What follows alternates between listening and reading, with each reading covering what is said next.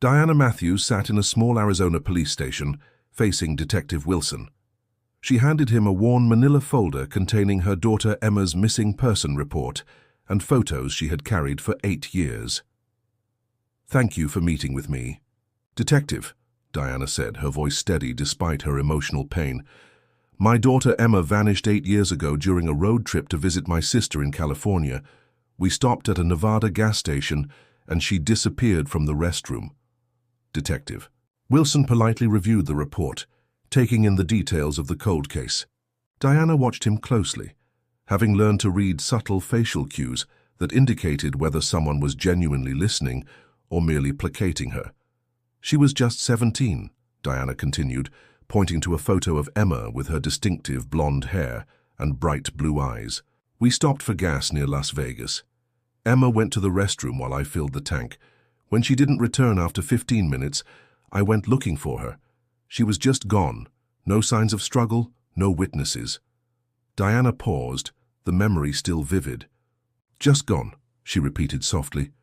Wilson looked up from the file. "And you believe there's been a sighting near Copper Canyon?" he asked, referring to the small Arizona town. "Yes," Diana replied, leaning forward. "A woman matching Emma's age-progressed description was reported at a truck stop about 30 miles from here, 3 weeks ago. The witness said she seemed disoriented and was quickly ushered into a vehicle by a man before they could approach her."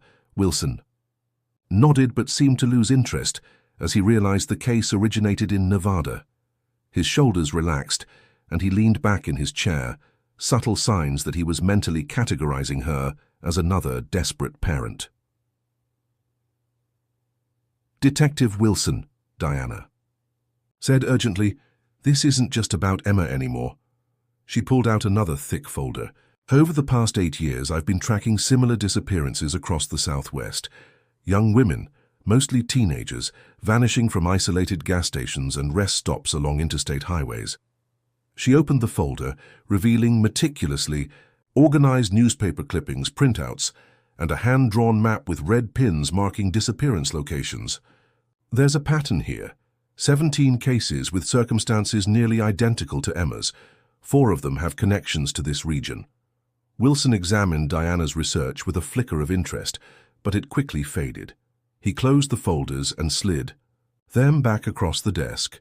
"Mrs. Matthews," he said gently, "after 8 years the likelihood of finding new evidence is extremely low, and these connections you found, they could be coincidental. These types of locations are unfortunately common for various crimes." Diana had heard similar responses many times. She kept her expression neutral, hiding her disappointment. "I understand," she said quietly. "But if there's even a chance that Emma is out there or that other girls could be saved—" Wilson nodded and handed her a business card with his direct line written on the back. "This is my number. If you find anything concrete while you're in town, please call me. I'll keep an eye out, I promise." Diana accepted the card, recognizing it as a polite dismissal. She tucked it into her purse with dozens of similar cards collected over the years. "Thank you for your time," she said, gathering her materials and returning Emma's photo to the folder. The image of Emma's bright blue eyes and hopeful smile was a constant reminder of her loss and her ongoing search. Detective Wilson escorted her to the station door, offering polite reassurances. Diana thanked him with practiced politeness, knowing he had already moved on to other cases. As they shook hands, she saw the familiar look of pity in his eyes, the one that said he believed she was chasing ghosts. But Diana was determined to continue her search, one small town at a time. Stepping outside into the afternoon heat, Diana was momentarily blinded by the bright Arizona sun. The temperature had climbed well past 90 degrees, and the metal door handle of her rental car burned her palm. She slid into the driver's seat, the vinyl hot against her legs despite her long pants. For a moment, she sat there, staring at the police station through the windshield. Another dead end, another sympathetic but unhelpful conversation. Frustration bubbled up, and Diana slammed her hand against the steering wheel, the sharp pain a momentary distraction from her deeper emotional. "Okay." "Damn it," she whispered, her voice cracking. 8 years of searching, following the faintest leads, building her own investigation when official channels failed her. 8 years of hope repeatedly kindled and extinguished. Diana took deep breaths to regain composure. She couldn't afford to fall apart, not when Emma might still be out there waiting to be found. She started the car, the air conditioning sputtering to life, and pulled away from the police station. Copper Canyon was like many small towns Diana had visited during her search. Sun-bleached buildings lining the main street, faded storefronts, advertising businesses that had seen better days, pickup trucks and dusty sedans parked at angles along the curb. She drove slowly, taking in the details of this unfamiliar place that might hold the key to finding her daughter. Her GPS directed her through the town center and toward the outskirts, where the Desert Moon Motel awaited with its promise of budget accommodations. Diana had become skilled at stretching her limited resources. The insurance money from her husband's death 6 years ago had helped fund her search, but it wouldn't last forever. She'd sold their house in Seattle 2 years after Emma's disappearance, unable to bear the emptiness of the rooms that had once echoed with her daughter's laughter. The Desert Moon Motel's neon sign flickered inconsistently against the afternoon sky, some letters illuminated while others remained dark. The parking lot was nearly empty, with just 3 other vehicles scattered across the cracked asphalt. Diana parked near the office and gathered her folders before stepping back into the heat. The motel clerk barely looked up from his phone as Diana checked in, sliding a key attached to a plastic diamond-shaped fob across the counter. Room 114 was at the far end of the single-story building, away from the office and the road. Diana unlocked the door to find a basic room with a queen-sized bed, a small table with 2 chairs, a dresser with a TV, and a bathroom that was clean, but worn around the edges. She set her folders on the table and her small suitcase on the luggage rack before heading to the bathroom. The fluorescent light buzzed overhead as Diana splashed water on her face, trying to wash away the disappointment of the day. She studied her reflection in the mirror. The fine lines around her eyes had deepened over the years, and strands of grey now threaded through her brown hair. At 46, she looked older than her years, the toll of her ongoing search etched into her features. Diana's stomach growled, reminding her that she hadn't eaten since a granola bar and coffee early that morning. She dried her face with a thin motel towel and returned to the main room, checking the time on her phone. Nearly 5:30 p.m. She needed to eat before reviewing her notes and planning the next day's activities. She sat on the edge of the bed and searched for nearby restaurants on her phone. Most of the options were fast food chains on the highway, but a local establishment called the Roadrunner caught her attention. The reviews described it as a local pub with decent food, and it was just a 10-minute drive from the motel. Diana gathered her purse, making sure to place Emma's photo inside as she always did. It was a ritual she'd maintained throughout her search, keeping Emma close, showing her picture to waitresses, store clerks, and anyone else who might have seen her. The photo was newer than the one in the police file, an age progression image created by a forensic artist 3 years ago that showed what Emma might look like in her early 20s. As Diana locked her motel room door, she pushed aside the day's disappointment and focused on what came next. Tomorrow she would visit the truck stop where the potential sighting had occurred.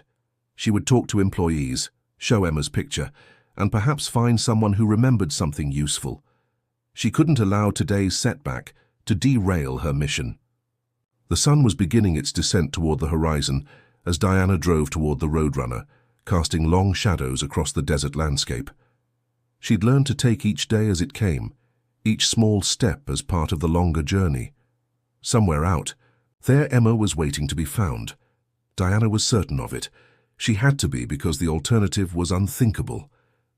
Diana parked outside the Roadrunner, her rental car looking out of place among the dusty pickup trucks and row of motorcycles, lined up in front of the weathered building. The bikes gleamed in the evening light, their chrome and custom paint jobs a stark contrast to the pub's faded exterior. Diana hesitated, her hand on the door handle, as she assessed the establishment. She'd been in rougher places during her search: biker bars in Nevada, truck stops in Texas, roadhouses in New Mexico, all potential sources of information about Emma. After a moment's consideration, Diana stepped out of her car and walked toward the entrance. The sound of classic rock music and the murmur of conversation spilled out each time the door opened. She straightened her shoulders and pushed inside, immediately enveloped by the smell of beer, fried food, and cigarette smoke that clung to the wood paneling despite smoking bans. The Roadrunner was moderately busy for a weeknight, with patrons scattered at tables and along the bar.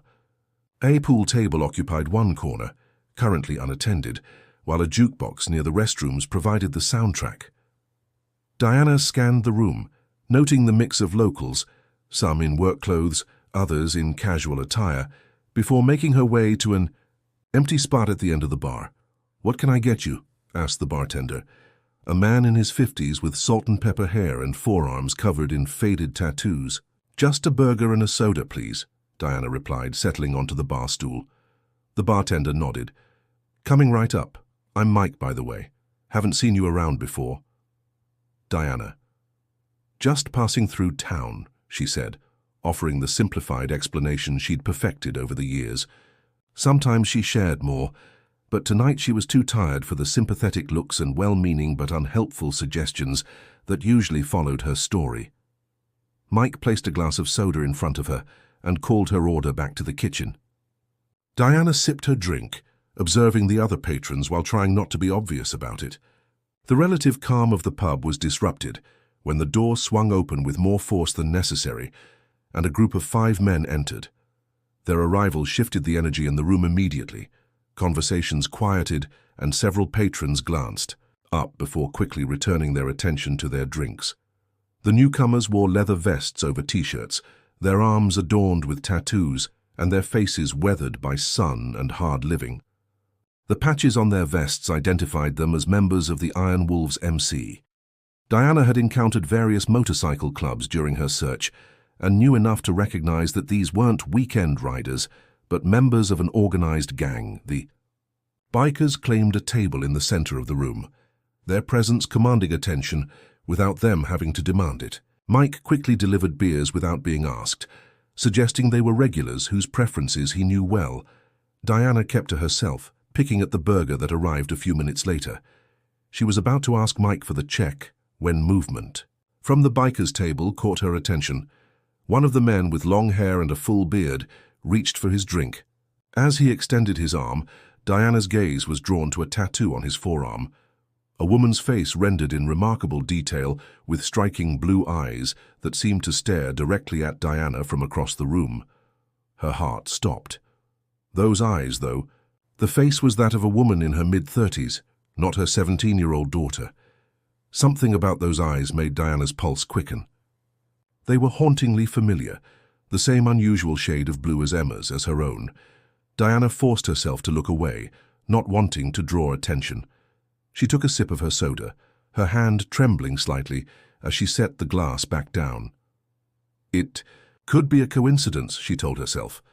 Blue eyes weren't uncommon, but the specific shade, the shape, it was like looking at an older version of her daughter's eyes staring out from this stranger's skin. When Mike passed by to refill her, "Soda?" Diana casually gestured toward the bikers' table. "Locals?" she asked, keeping her voice steady despite her racing pulse. Mike glanced over his shoulder and lowered his voice. "Iron Wolves. They have territory across several states, but they've been more visible around here lately. Best to keep your distance." Diana nodded as if merely curious. "The one with the long hair, that tattoo on his arm is impressive work." "That's Viper," Mike said, wiping down the bar. "One of their lieutenants, and yeah, he's proud of that ink. It's supposed to be crystal." "Crystal?" Diana prompted, trying to sound only casually interested. "His girlfriend, or that's what they call her anyway." Mike's expression darkened slightly. "She works at the Dollhouse outside town." "The Dollhouse?" Mike gave her a knowing look. "Calls itself a gentleman's club, but everyone knows what it really is, a brothel disguised as a strip joint. The cops leave it alone mostly. It's just outside the town limits, and I guess they figure it keeps certain activities contained." Diana's mind raced with possibilities, each more disturbing than the last. A brothel, a young woman with Emma's eyes. The coincidence seemed too significant to ignore, but she needed to be careful. She'd learned through painful experience that rushing in without information could close doors permanently. Sounds like an interesting place, Diana said non-committally, finishing her soda. Mike shrugged. Not for decent folks. You passing through or staying in town a while? Just a couple of days, Diana replied, placing money on the bar to cover her meal and a tip. Thanks for the food and conversation. As she gathered her purse, Diana couldn't resist one more glance at the biker called Viper. He was laughing at something one of his companions had said, the tattoo on his arm shifting as he moved. Those eyes, Emma's eyes, seemed to follow Diana, calling to her from across the room. Diana had followed countless leads over 8 years, many of them leading nowhere, but something about this one felt different. Whether it was mother's intuition or simply desperation, Diana couldn't say, but she knew with certainty that she needed to find out who Crystal was and why she had her daughter's eyes. Diana finished her meal quickly, keeping a discreet eye on Viper and his crew as she ate. She'd learned to observe without being obvious, a skill honed through years of investigating her daughter's disappearance. When the bikers began gathering their belongings and draining the last of their beers, Diana hurriedly paid her bill and thanked Mike before slipping out the door ahead of them. The evening air had cooled slightly, though warmth still radiated from the asphalt parking lot. Diana got into her rental car but didn't start the engine immediately. Instead, she waited, watching through the windshield as the bikers emerged from the Roadrunner moments later.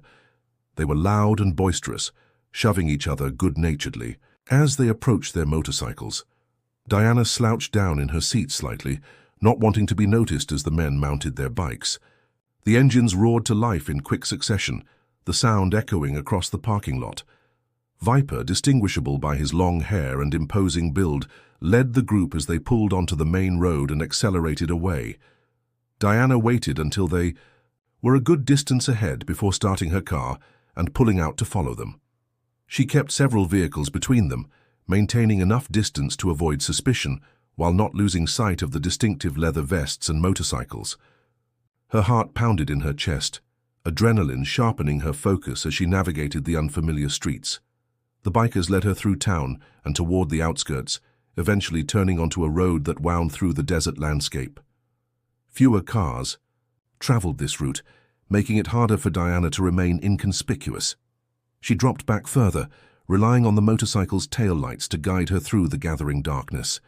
After about 15 minutes, a building appeared in the distance, its neon signs creating a garish glow against the desert night.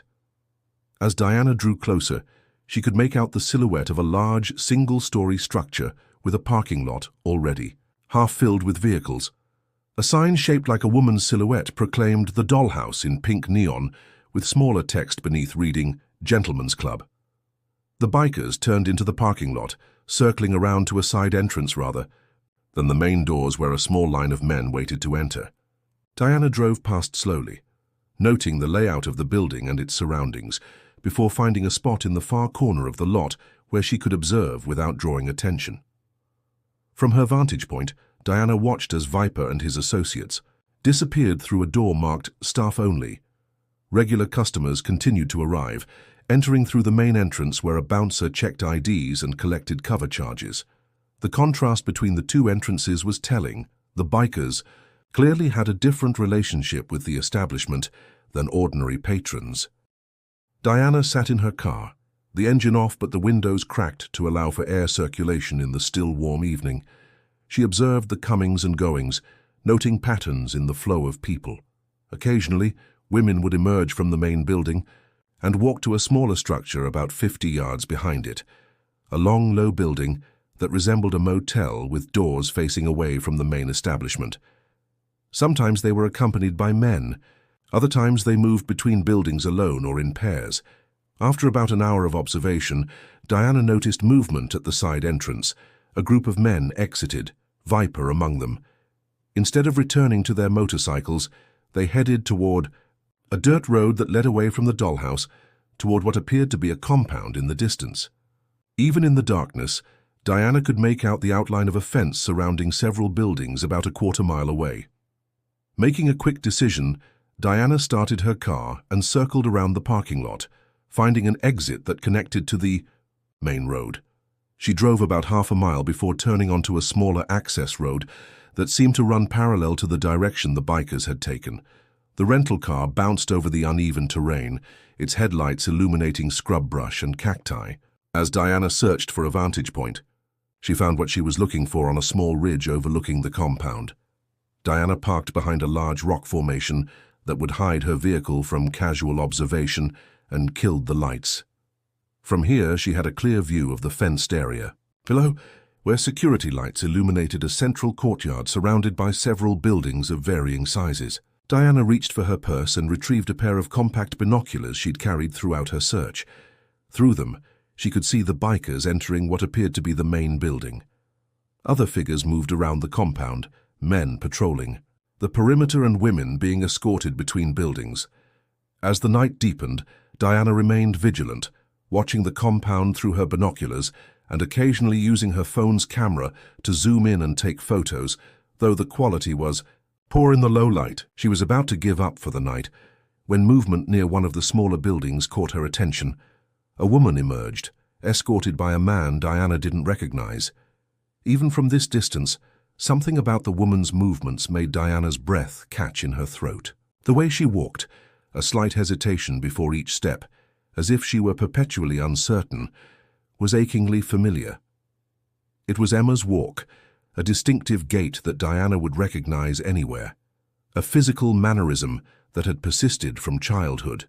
When Emma had been diagnosed with a minor issue affecting her balance, Diana's hands trembled as she raised her phone, trying to capture a clear image despite the distance and poor lighting. The woman was led across the courtyard and into another building, visible for less than a minute, but it was enough. Despite being older and thinner than the teenager who had disappeared 8 years ago, Diana was certain the woman was Emma. Diana's hands shook violently as she tried to take clear photos with her phone. The distance and poor lighting made it difficult, but she managed to capture several images as the woman, Emma, it had to be Emma, was escorted across the compound. The quality wasn't perfect, but there was enough detail to confirm what Diana's heart already knew. When the woman disappeared into one of the buildings, Diana lowered her phone, her breath coming in short, ragged gasps. The emotional impact hit her all at once. Hope, fear, joy, and rage colliding in a tsunami that threatened to overwhelm her carefully maintained composure. She pressed her fist against her mouth to stifle a sob, tears blurring her vision as 8 years of searching crystallized into this single surreal moment. Emma. She whispered into the darkness, "Oh my God, Emma." Diana forced herself to take deep breaths, fighting to regain control. She couldn't afford to fall apart now, not when she was so close, not when Emma needed her more than ever. She wiped her eyes with the back of her hand and started the car, carefully navigating back to the main road without turning on her headlights until she was a safe distance from the compound. Once on the highway, Diana pulled over at the first opportunity, a deserted, scenic overlook that provided privacy. She needed to examine the photos she'd taken and confirm what she believed she'd seen. With trembling fingers, she pulled Emma's age progression photos from her purse, images she'd commissioned from a forensic artist that showed what Emma might look like now at 25. Diana swiped through the photos she'd just taken, comparing them to the age progression images. Despite the poor quality and distance, the similarities were unmistakable. The same facial structure, the same posture, the same distinctive walk that only a mother would recognize.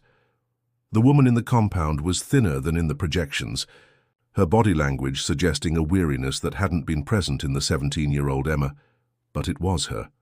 After 8 years of searching, Diana had found her daughter. The realization brought a fresh wave of emotion, but also a surge of determination. Emma was alive, but she was being held in what appeared to be a brothel run by a motorcycle gang. The tattoo on Viper's arm, those familiar blue eyes, suddenly made horrifying sense. Diana's stomach turned at the implications, at what her daughter must have endured over the past 8 years. Diana's first instinct was to drive straight to the compound, to demand her daughter's release, to bring the full force of her maternal fury down upon those who had taken Emma. But she knew that would likely get them both killed. She needed help. Official help. With shaking hands, Diana dialed Detective Wilson's number. It was after 10 p.m., but this couldn't wait until morning. The phone rang several times before a groggy voice answered. "Detective Wilson, this is Diana Matthews," she said, her voice trembling with urgency. "I found her. I found Emma." There was a pause, followed by the sounds of movement. "Mrs. Matthews, where are you?" Diana took a deep breath, trying to organize her thoughts. "I'm on Highway 16, just outside of Copper Canyon." She took another breath. "I followed some members of the Iron Wolves motorcycle gang from the Roadrunner pub to a place called the Dollhouse, the strip club." Wilson's voice sharpened, sleep falling away. "It's not just a strip club, there's a compound behind it, fenced, guarded. I saw women being moved between buildings, and I saw Emma, detective. I saw my daughter." Wilson's sigh was audible. "Mrs. Matthews, I understand you believe—" Diana interrupted him, her voice firm despite her emotional state. "I'm sending you photos. I have pictures of the compound, and I have pictures of Emma. I know it's her. I'd recognize her anywhere." Diana pulled the phone away from her ear long enough to send the images to Wilson, along with the age progression photos for comparison. "I'm also sending you a photo of a biker called Viper. He has a tattoo on his arm. A woman's face with blue eyes. They're Emma's eyes, detective. I'd stake my life on it." There was silence on the line as Wilson presumably examined the photos. When he spoke again, his tone had changed. "The Iron Wolves have been on our radar for a while. We've had suspicions about prostitution rings, human trafficking, but we haven't been able to gather enough evidence for a warrant." "Well, now you have evidence," Diana insisted. "My daughter is in that compound. God knows how many other women are being held there against their will." "These photos aren't enough for a warrant, Mrs. Matthews," Wilson said, though his voice was gentler now. "They're too grainy, taken from too far away. And even if they were clear, they only show women moving between buildings, not any illegal activity." Diana's hope began to crumble, but Wilson continued. "However, this does give us something to work with. I can bring this to my captain, see about setting up surveillance, building a case." "How long will that take?" Diana demanded, panic rising in her throat. "Days, weeks. My daughter is in there now." "I understand your frustration, Mrs. Matthews," Wilson said, his tone professional but sympathetic. "But we have to do this by the book, or any case we build could fall apart in court. These are dangerous people, Mrs. Matthews. The Iron Wolves have connections throughout the Southwest, and they don't hesitate to use violence." Diana closed her eyes, fighting back tears of frustration. "So what am I supposed to do? Just wait while my daughter remains in that place?" "I understand your frustration," Wilson said firmly. "But if there's even a chance that Emma is out there or that other girls could be saved, I need you to return to your motel. Stay there and wait for my call. I'm going to make some calls. See what we can put together. I promise you we'll look into this immediately. And if you can't get a warrant, if your captain doesn't believe you," Wilson hesitated. "Let me handle that. The important thing is for you to stay safe. Don't go back to the dollhouse or that compound. These people are dangerous, and if they realize you're investigating them, they won't hesitate to hurt you or worse." Diana ended the call with a promise to return to the Desert Moon Motel, but as she started the car, she knew she couldn't simply wait and hope that Detective Wilson would be able to navigate the bureaucracy quickly enough. Not when Emma was so close. Not after 8 years of searching. She'd give Wilson a chance to set things in motion, but Diana had no intention of sitting idly by while her daughter remained in danger. She'd come too far, sacrificed too much to stop now. One way or another, she was going to get Emma out of that compound. As night fully descended over the desert, Diana drove toward the dollhouse, her mind racing with possible approaches. She'd returned briefly to her motel to change into more appropriate attire. Dark jeans, a black blouse, and flat shoes that would allow her to move quickly if necessary. She'd also taken time to study the photos she'd captured of the compound, looking for vulnerabilities in the security setup. Diana parked her rental car in the same lot she'd used earlier, positioning it for a quick exit if needed. From her vantage point, she could see that the dollhouse was now in full swing, with a steady stream of men entering and exiting the main building. The neon signs cast an eerie pink glow over the parking lot, illuminating the faces of patrons. As they approached the entrance, for nearly an hour, Diana observed the patterns of movement around the establishment. Security at the main entrance consisted of a single bouncer, checking IDs and collecting cover charges. The side entrance that the bikers had used earlier was occasionally accessed by staff, but appeared to have no permanent guard. The smaller building behind the main structure saw regular traffic, with women escorting men inside and emerging alone sometime later. Diana's original plan had been to find a way to access the compound directly, but the distance and security made that impractical. Without equipment she didn't have. Instead, she began to formulate a new approach. If Emma was being moved between the dollhouse and the compound, then getting inside the club might provide an opportunity to locate her, or at least gather more information. With a deep breath to steady her nerves, Diana exited her car and walked purposefully toward the main entrance. She'd faced dangerous situations before during her search, had been threatened, followed, and once nearly assaulted. But this was different. This time she knew Emma was close, and the stakes couldn't be higher.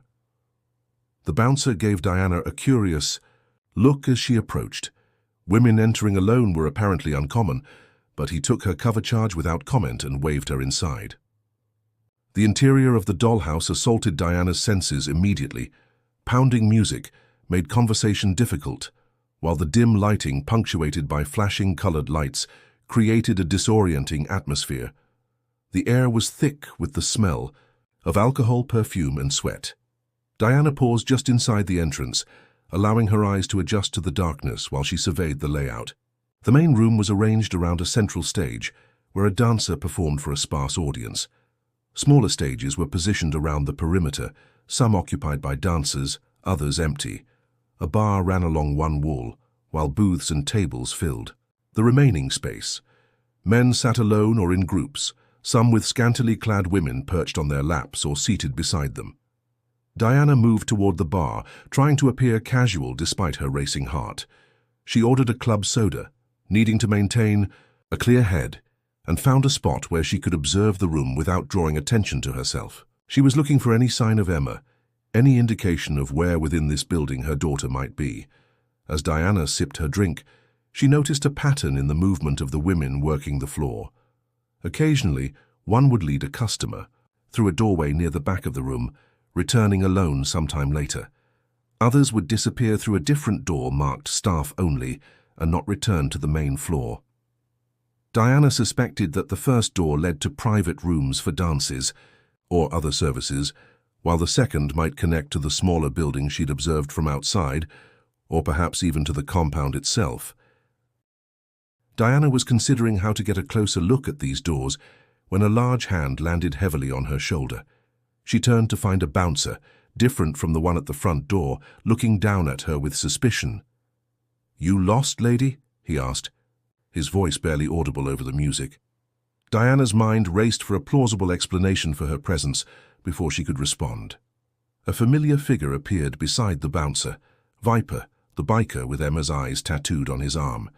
He studied Diana with narrowed eyes, and she felt a chill run down her spine as she realized he might have recognized her from the Roadrunner earlier that evening. "Problem here, Dex?" Viper asked the bouncer, his gaze never leaving Diana's face. "Found her watching the floor. Came in alone." "Doesn't look like our usual clientele," the bouncer replied. Diana forced herself to remain calm, to meet Viper's gaze without flinching, despite the hatred burning in her chest for this man who had her daughter's eyes inked into his skin. "I'm not lost," Diana said, thinking quickly. "I'm actually here on business." Viper raised an eyebrow. "Business? What kind of business would a woman like you have in a place like this?" Diana leaned in slightly, lowering her voice as if sharing a confidence. "I represent certain clients with specific interests. I was told the dollhouse might offer the kind of entertainment they're looking for, clients who prefer discretion and are willing to pay well for it." Viper exchanged a look with the bouncer before returning his attention to Diana. "And what exactly are these clients of yours looking for?" Diana maintained eye contact, her heart pounding but her voice steady. "Variety, quality, something beyond. What's available in more mainstream establishments? They're particularly interested in women with naturally blue eyes. One of my clients has a fascination with them." At the mention of blue eyes, Viper's expression shifted subtly. He glanced down at the tattoo on his arm, then back at Diana. She held her breath, praying he wouldn't recognize the connection between her eyes and those in his tattoo. After a moment of tense silence, Viper nodded slowly. "We might be able to accommodate your client's interests. We do offer certain premium services for discerning customers. I'd be very interested in seeing these premium offerings," Diana said, forcing a smile that didn't reach her eyes. "My clients rely on my first-hand assessment." Viper studied her for another long moment before making his decision. "Follow me," he said, gesturing toward the staff-only door. "I'll show you what we have available." Diana's pulse raced as she followed Viper through the crowd, weaving between tables and patrons. Every step brought her closer to potential danger, but also potentially closer to Emma. She maintained a confident posture, despite the fear churning in her stomach, knowing that any sign of weakness or deception could be fatal. The staff-only door led to a dimly lit hallway. The pounding music from the main room faded to a dull thud as the door closed behind them. Diana noted security cameras mounted at intervals along the ceiling and another bouncer stationed at the far end of the corridor. This area was clearly monitored more carefully than the public spaces. "Your timing is good," Viper said as they walked. "We have a private showing scheduled for some of our premium offerings. You can observe and decide if they meet your client's standards." Diana nodded, not trusting herself to speak. The clinical way he referred to women as offerings made her skin crawl, but she kept her expression neutral, playing the role of a dispassionate business representative. They passed several doors before reaching the end of the hallway where the bouncer nodded to Viper and stepped aside. Beyond was another door, heavier than the others, which Viper unlocked with a key from his pocket. He held it open for Diana, gesturing for her to enter. The room beyond was larger than Diana had expected, set up like a small theater with several rows of plush chairs facing a raised platform. A handful of men were already seated, drinks in hand, talking quietly among themselves. They looked up as Diana entered, surprise evident on their faces at seeing a woman in this space. "Wait here," Viper instructed, directing Diana to a seat in the back row. "The presentation will begin shortly." Diana sat down, her eyes scanning the room for exits, while trying not to appear too obvious about it. Besides the door they'd entered, through she spotted another in the corner behind the platform, likely leading to wherever the women were being kept before being presented. Viper disappeared through this second door, leaving Diana alone with the other clients. They regarded her with curiosity, but soon returned to their conversations. From their expensive watches and confident demeanor, Diana guessed they were wealthy men accustomed to buying whatever or whoever they wanted. After a few minutes, the lights dimmed further, and soft music began playing through hidden speakers. Viper re-emerged and stood at the edge of the platform. "Gentlemen," he announced, nodding to acknowledge Diana, "and lady, thank you for your interest in our exclusive offerings tonight. We're presenting several of our most exceptional companions, available for private engagements at our discreet location." Diana's hands clenched into fists beneath the small table, beside her chair as she realized what was happening. This wasn't just a brothel.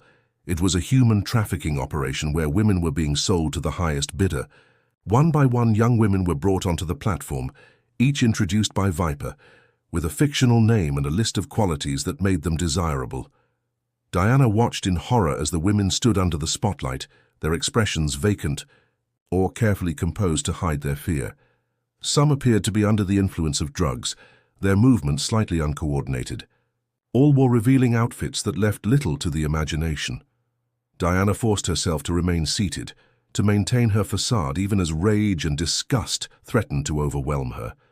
Each woman who wasn't Emma both relieved and disappointed her. Relieved that her daughter wasn't being paraded like merchandise, disappointed that she still hadn't found her. Then Viper announced the next woman with particular pride in his voice. "And now, gentlemen, one of our most requested companions, Crystal." Diana's heart stopped as a young woman with long hair and blue eyes was led onto the platform. Despite the makeup and changes to her appearance, despite the 8 years that had passed, there was no mistaking her daughter. Emma, now called Crystal, stood before the audience, her familiar blue eyes downcast, her body language suggesting a practiced submission that broke Diana's heart. Diana had to stifle a gasp quickly. Covering the sound by pretending to cough, she shrank back into the shadows where the lighting was dim, averting her eyes as Emma passed by without noticing her. Diana was terrified that if their eyes met, if Emma recognized her mother after all these years, her reaction might give them both away. As Viper continued his grotesque sales pitch, describing Emma's attributes in crude terms, Diana fought to control her breathing, to prevent the tears that threatened to fall. She needed to remain calm, to find a way to get Emma out of this nightmare without putting either of them in immediate danger. When the presentation concluded and the women were led away, Viper approached Diana, clearly expecting feedback on his merchandise. "I need to use the restroom," Diana said abruptly, her voice strained despite her efforts to sound normal. "Before we discuss business." Viper frowned slightly but nodded. "Down the hall, third door on the left. Don't wander." He signaled to one of his men to escort her, but at that moment a commotion erupted at the bar, visible through the now open door to the main club. Viper cursed under his breath and moved toward the disturbance, momentarily forgetting about Diana. Seizing the opportunity, Diana slipped into the hallway and quickly located the restroom. Once inside, she locked the door and leaned against it, finally allowing herself a moment to process what she'd seen. Emma was alive after 8 years of searching, of hoping against hope. Diana had found her daughter, but the circumstances were worse than she could have imagined. Diana pulled out her phone with trembling hands and called Detective Wilson, praying he would answer. When his voice came on the line, she spoke rapidly, keeping her voice low. "I'm at the Dollhouse. I've seen Emma. They're calling her Crystal. They're selling women here, Detective. It's a trafficking operation. There was a presentation, and men. We're bidding on women. You need to get here now."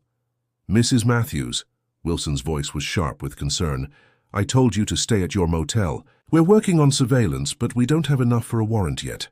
"There's no time," Diana insisted. "I'm in the bathroom, but I don't know how long before they come looking for me. Emma is here right now. They're going to move her soon. I can feel it." "Stay where you are," Wilson instructed. "I'll gather a team and be there as soon as possible. Don't try to approach your daughter or confront anyone. These people are dangerous." Diana ended the call just as someone knocked on the bathroom door. She quickly splashed water on her face, trying to compose herself before opening it. To her surprise, it wasn't a guard, but Emma, who stood in the hallway, apparently sent to check on the female visitor. Their eyes met in the mirror and Emma froze, recognition slowly dawning on her face. 8 years had passed, but her daughter didn't forget her mother's face. Diana approached cautiously, whispering her name, afraid of frightening her or alerting others. "Emma," she breathed, barely audible. "It's me. It's Mom." Emma began to tremble, tears forming in her eyes. For a moment, Diana feared she might scream or run, but instead, Emma glanced nervously down the hallway before stepping into the bathroom and closing the door behind her. "Mom," she whispered, her voice choked with emotion. "Is it really you?" Diana nodded, unable to speak past the lump in her throat. She wanted nothing more than to pull her daughter into her arms, but Emma's body language warned against sudden movements. Instead, she waited, allowing Emma to process the shock of their reunion. "How did you find me?" Emma asked, her voice barely audible. "I never stopped looking," Diana replied simply, "not for a single day." In hushed tones, Emma revealed what had happened 8 years ago, how she had been abducted from the gas station bathroom by traffickers who specifically targeted isolated locations along interstate highways. They had drugged her and transported her across state lines before selling her to the first of several owners. 3 years ago, Viper bought me from another trafficker, Emma explained, her voice shaking. "He saw my eyes and said they were special. He had them tattooed on his arm and started calling me Crystal. He tells everyone I'm his girlfriend, but to the other gang members..." She couldn't finish the sentence. "I'm going to get you out of here," Diana promised, her voice fierce with determination. "The police are on their way." Emma's eyes widened with fear. "No, you don't understand. They have lookouts everywhere. If they suspect a raid, they'll move us or worse. And there are others like me, Mom. So many others." As they talked, the bathroom door suddenly slammed open with such force that it bounced against the wall. Viper stood in the doorway, his expression shifting from annoyance to rage as he took in the scene before him. Diana and Emma stood close together, tears on Emma's face, the unmistakable intimacy of their posture. "What the hell is this?" he demanded, his voice dangerously low. "I was just checking on her like you asked, Viper," Emma said, her voice trembling. Instinctively, Emma stepped back, fear evident in her posture. "Mom," Emma whispered unconsciously, the words slipping out in her panic. The single word hung in the air between them. Viper's eyes darted between Diana and Emma, recognition dawning as he noticed what should have been obvious from the beginning. They shared the same distinctive blue eyes, the very feature that had drawn him to Emma in the first place. "Mom," he repeated, his voice hardening. "Well, isn't this interesting?" Before either woman could react, Viper lunged forward, grabbing Emma roughly by the arm. Another biker appeared in the doorway, summoned by the commotion. "Take this one to my office," Viper ordered, shoving Emma toward his associate. "And make sure she doesn't talk to anyone." As Emma was dragged away, her terrified eyes locked with Diana's for a brief moment before she disappeared down the hallway. Viper turned his attention to Diana, his previous businesslike demeanor replaced by cold fury.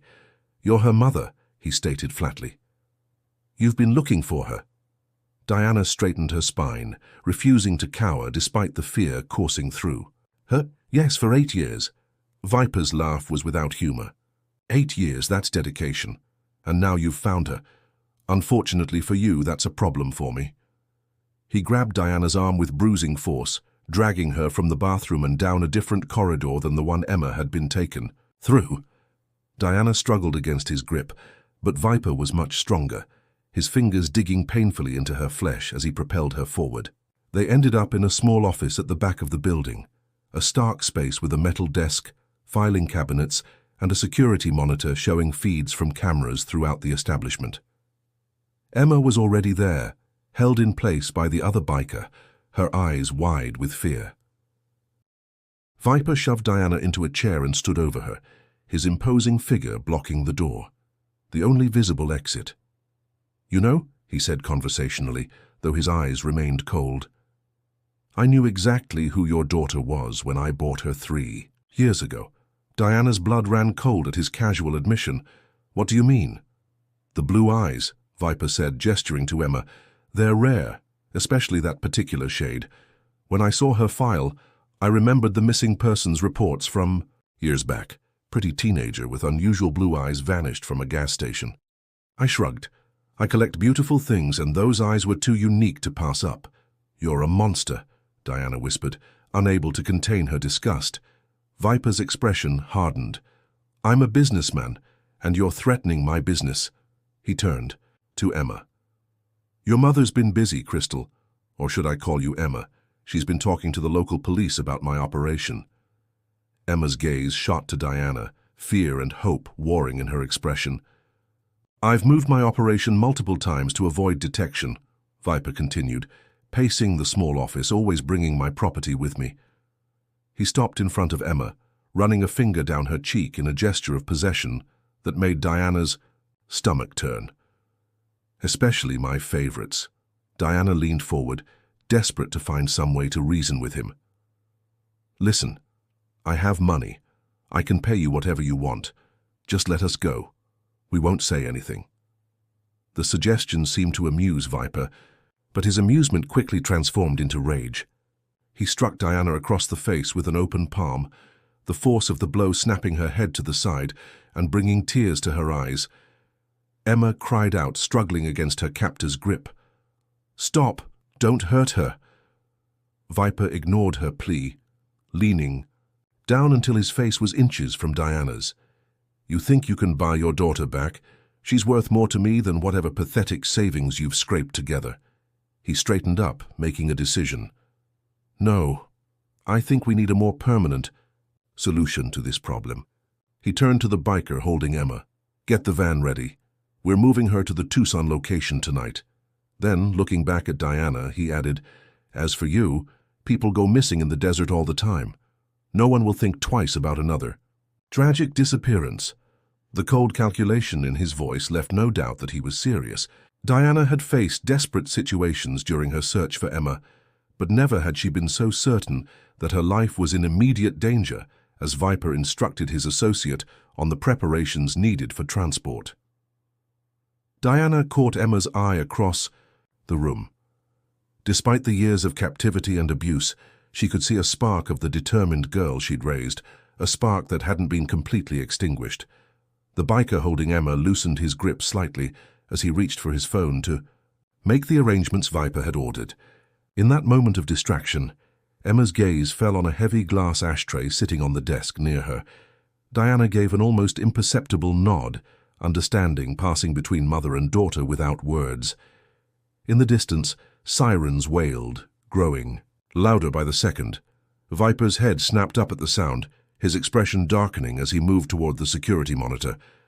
"Cops!" he spat, reaching for a gun holstered at his waist. Someone tipped them off. At Viper's attention was diverted. Emma seized her opportunity. She grabbed the heavy ashtray and, with all the strength she could muster, brought it down on the head of the biker holding her. The man staggered, momentarily stunned, his grip on Emma loosening completely. Viper whirled around at the commotion, raising his weapon. Diana launched herself from her chair, tackling him around the waist just as the door burst open and armed officers flooded the room. "Police! Drop your weapon!" Wilson shouted as officers secured Viper and his associate. Diana scrambled away from Viper as he was forced to the ground and handcuffed. Her only thought was for Emma, who stood trembling against the wall, the ashtray still clutched in her hand. Diana rushed to her daughter, wrapping her arms around her for the first time in 8 years, feeling Emma's body shake with sobs against her. "I've got you," Diana whispered, stroking Emma's hair. "I've got you now. You're safe." As officers led Viper and his associate away, Detective Wilson approached Diana and Emma, his expression a mixture of relief and concern. "Are you both all right?" he asked, his eyes taking in Diana's reddened cheek where Viper had struck her. Diana nodded, unwilling to release her hold on Emma, even to speak to the detective. "We will be," she managed, her voice thick with emotion. Wilson nodded in understanding. "We are securing the entire property, both the dollhouse and the compound. There are other women being held here, just as you suspected." He paused, his expression softening. "You were right, Mrs. Matthews, about everything." Diana barely heard him, her focus entirely on her daughter, on the miracle of holding Emma in her arms after 8 long years of searching. They had a long road ahead, recovery, healing, rebuilding their lives. But in this moment, all that mattered was that they had found each other again. Police swarmed the dollhouse, their flashing lights illuminating the desert night in pulses of red and blue. Viper and his associates were led away in handcuffs, their expressions a mixture of rage and disbelief as their operation crumbled around them. Diana sat with Emma in the back of an ambulance, a blanket wrapped around her daughter's shoulders, unwilling to let go of her hand, even as paramedics checked them both for injuries. Diana's cheek was beginning to swell where Viper had struck her, but she barely noticed the pain. All she could focus on was Emma, alive, found, sitting beside her after 8 years of separation. Emma leaned against her mother's shoulder, exhaustion evident in every line of her body, but her eyes remained alert, watching the activity around them with a weariness that spoke volumes about her experiences. Detective Wilson approached the ambulance, nodding respectfully to both women before speaking. "We've secured the entire property," he informed them. "Found 17 women in total, some at the dollhouse, others at the compound. We're bringing in specialists to help them." Emma's grip on Diana's hand tightened, fear flashing across her face at the prospect of revisiting her trauma in such detail. Diana squeezed back reassuringly. "She'll help however she can," Diana said, her protective instincts surging. "But she needs time and medical attention, of course." Wilson agreed immediately. "We have a female officer specialized in trafficking cases who can take your statement when you're ready, Emma. For now, we just want to make sure you're both safe and cared for." As Wilson stepped away to coordinate with other officers, Diana turned to Emma, studying her daughter's face in the harsh light of the ambulance. 8 years had transformed the carefree teenager into a young woman whose eyes held shadows Diana couldn't begin to comprehend. The changes went beyond the physical, beyond the thinness of her frame or the premature lines around her eyes. There was a guardedness to Emma now, a careful assessment in her gaze that broke Diana's heart. "I never stopped looking for you," Diana whispered, brushing a strand of hair from Emma's face. "Not for a single day." Emma's eyes filled with tears. "I thought about you every day, too. At first I thought you'd find me right away. Then I hoped you'd at least know I hadn't run away." She swallowed hard. "After a while I started to hope you'd given up, that you'd found some way to be happy without me. It was easier than thinking of you searching and suffering." Diana shook her head, unable to speak past the lump in her throat. The idea that Emma had worried about her mother's happiness, even while enduring unimaginable horrors, was almost too much to bear. A female officer approached them, introducing herself as Detective Rivera. "We need to separate you briefly to take your statements," she explained gently. "Emma, would you come with me? We have a quiet place set up in one of the cruisers." Panic flashed across Emma's face at the prospect of separation. Diana quickly intervened. "Is that absolutely necessary right now?" she asked. "I'm afraid it is." Detective Rivera's expression was sympathetic but firm. "We need to process this scene while evidence is fresh, and separate statements are important for building our case." She turned to Emma. "I promise it won't take long, and your mother will be right over there with Detective Wilson the whole time. You'll be able to see each other." Emma took a deep breath and nodded, though her reluctance was evident in every movement as she stood. "It's okay, Mum," she said, summoning a bravery that made Diana's heart ache. "I want to help find the others." Diana watched as Emma walked away with Detective Rivera, their figures illuminated by the flashing police lights. Even from a distance, Diana could see how Emma held herself. Shoulders slightly hunched, arms wrapped protectively around her middle, head down, but eyes constantly moving, assessing potential threats. It was the posture of someone who had learned to navigate a dangerous world through hypervigilance and self-abasement. Detective Wilson approached Diana again, offering her a cup of coffee from a thermos. "She's strong," he observed, following Diana's gaze to where Emma sat in the police cruiser talking to Detective Rivera. "To survive what she has and still be willing to help others, that takes remarkable courage." Diana accepted the coffee, warming her hands around the cup. "She always was strong," she said softly, "even as a little girl. But no one should have to be this kind of strong. No one should have to be this kind of strong." "No," Wilson agreed solemnly. "They shouldn't." For the next hour, Diana gave her statement, recounting how she'd tracked Emma to the dollhouse and what had transpired inside. She described Viper's admission that he had known Emma's identity when he purchased her and his threats to move her to another location. Throughout her account, Diana's eyes frequently drifted to the police cruiser, where Emma continued to speak with Detective Rivera, as if afraid her daughter might disappear again if she looked away too long. When both statements were complete, Diana and Emma were reunited in Detective Wilson's office at the police station. The small room, which had seemed so dismissive of Diana's hopes that morning, now represented safety. A quiet space where mother and daughter could begin the first of many difficult conversations about what had happened and what would come next. Emma sat beside Diana on a small couch, a fresh blanket around her shoulders and a cup of tea in her hands. The adrenaline of the rescue had faded, leaving her pale and exhausted, but there was a determination in her eyes that reminded Diana of the teenager she'd lost 8 years ago. "Detective Rivera says they'll need me to testify," Emma said, staring into her tea. "About everything, about everyone involved." Diana nodded, careful to keep her expression supportive rather than revealing the rage that burned inside her at what had been done to her daughter. "Only if you're ready, and I'll be with you every step of the way." Emma looked up, her blue eyes, so like Diana's own, filled with a mixture of fear and resolve. "There are other girls like me, Mom, at the other locations. Some have been there even longer than I was." She set her tea aside, her hands trembling slightly. "I need to help find them. I know the system, the places, the people involved. I can identify at least a dozen traffickers who work with the Iron Wolves." Diana's heart swelled with pride, even as it broke for what Emma had endured. "Well," she promised, "together. But your healing comes first, Emma. You've been through so much." Emma's expression hardened slightly. My healing will come from knowing I helped stop this from happening to anyone else, from knowing that Viper and the others will spend the rest of their lives in prison. Detective Wilson, who had been giving them space while handling paperwork at his desk, looked up at this with, "Your testimony, Emma, and the evidence we're gathering from the dollhouse and the compound, we have a very strong case. The FBI is already involved, and they're planning raids on the locations you've identified." Emma nodded, a small measure of relief crossing her face. Good. As the night deepened into early morning, arrangements were made for Diana and Emma to stay at a hotel under police protection until more permanent accommodations could be secured.